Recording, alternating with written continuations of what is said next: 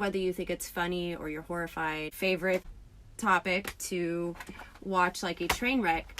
The point is, so Rona is hella dark up in this bitch. Lighting is not quite the same here, but we got a shoot thing we got to do. You damn right mommy's using a filter. What happens when the court system fails people in need, families, victims, and people with violent crime history or tendencies? Why in the hell should you, taxpayer Joe, be concerned about the negligence of the courts?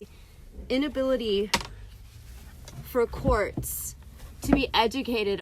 Is this entirely the person? Is this society? Is this family? What is it? Who to blame really doesn't matter. The point is, we now have an adult who's living their life a certain way, and there's no incentive for them to change it whatsoever. It's being proved time and time again. Mental health paradox kind of needs to be discussed right now. Beyond SJC, there are so many lives that have been ruined. There are so many families and people who have been failed by the system. Even if it is evident that there is some type of mental health issue at hand, it's rarely assessed. A lot of the times, it doesn't matter what the situation is, what the professional is, and what the circumstances at hand. People generally don't want to work harder than they absolutely have to.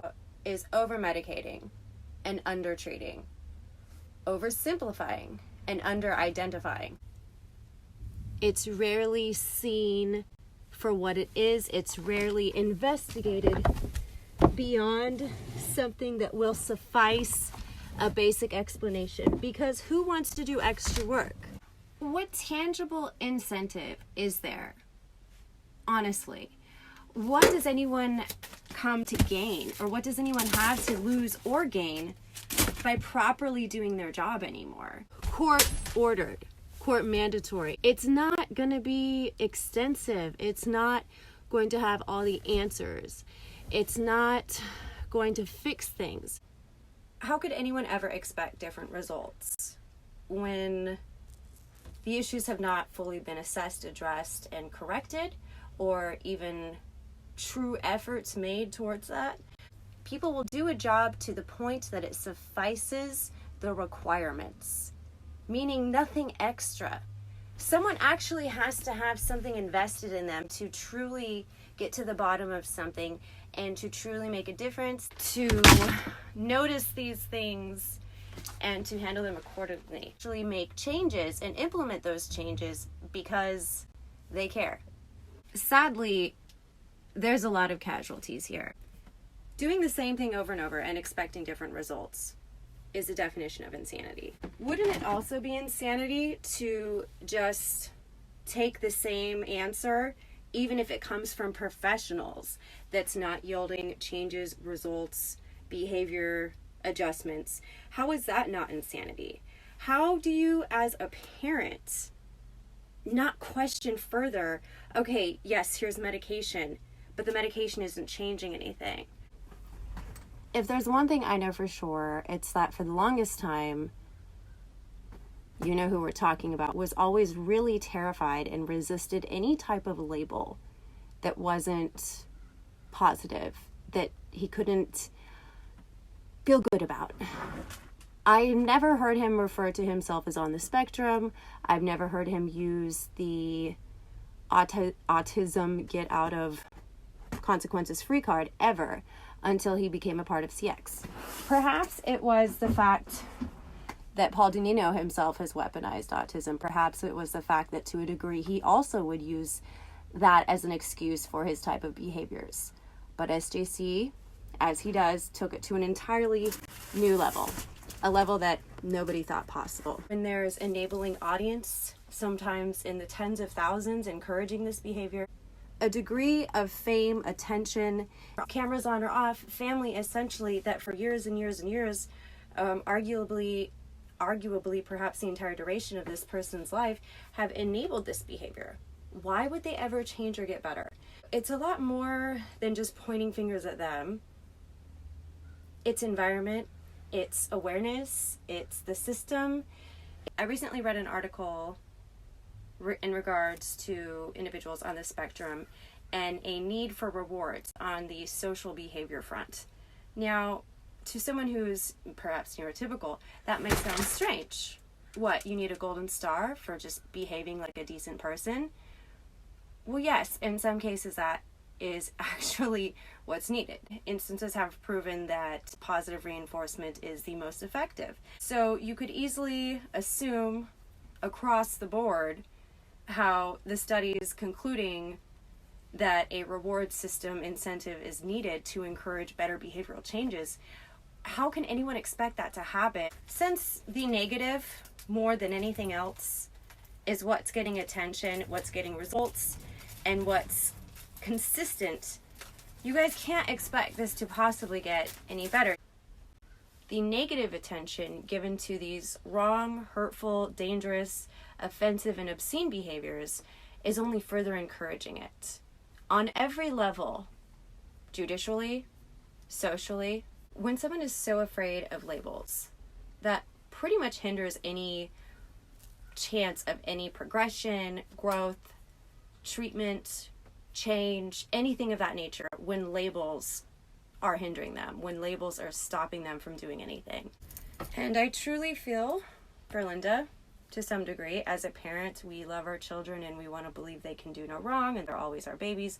But at some point you have to realize enough is enough. At some point you have to ask yourself, is there anything I'm doing to contribute to this behavior that I don't like? Sometimes things are so crazy and out of control that we don't want to take accountability for it.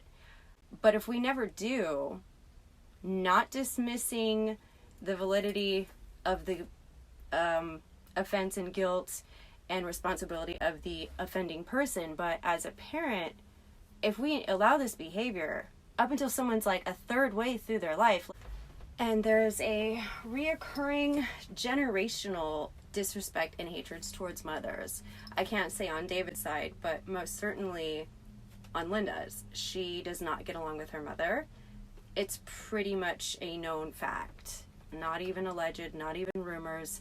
It has been an ongoing issue for years. So we see this pattern play out multi-generationally, and obviously it's getting worse and worse. Obviously, it would be unrealistic to assume that every parent is just going to want to be fully educated and versed in potential issues psychologically, mentally, and emotionally with their kids. A lot of parents are not progressive enough to look into hey, something's not quite right about this. The medication and the therapy is not working. Fine, that's the average person. But what's really scary is, why is a judge so oblivious? Why is a judge so unaware? Why is a judge who could be making decisions that could eventually be life or death at some point? Why are they so oblivious? Why are they so easily manipulated? Their job is supposed to be judging. And if someone can dance circles around you and mold you in their hand like clay, that's absolutely terrifying. Can I ever forgive this individual for the situation my child's in? Probably not. Can I think they're going to change? Behavior and time tells me no. Examples tell me no. What is it going to take? That's my question. Who else is going to be hurt? Who else is going to be humiliated? Why does this just happen? And this is not the only example. You look in the prison system, institutionalized individuals, there tends to be a pattern with this lack of mental health awareness and early intervention, family issues, and codependency, comorbid issues. Nobody trolls as epically as IP2 and CX people. Shout out to you guys. But I saw something on IP2, I don't know if it was a day or two ago, and also mentioned in the comments on my first update video, something along the lines of Nellie being given away or taken to a shelter. If that's the case, holy shit. Oh my God. Like I can't even fathom the ramifications that's going to have. Now, does anyone have to take the dog? Is it anyone's responsibility other than his? No. But I feel that it's like the only thing he really has at this time. If his dog was actually given away, if this really happened and you guys are not trolling, I don't want to be the person there or having to tell him. I can imagine him doing something he can't undo. I can imagine him doing something really, really bad.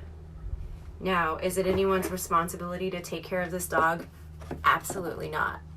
But whoever decided, if this is in fact true, to get rid of the dog, I just hope they're ready. I hope they have a witness at all times, and I hope they know he's not going to accept that.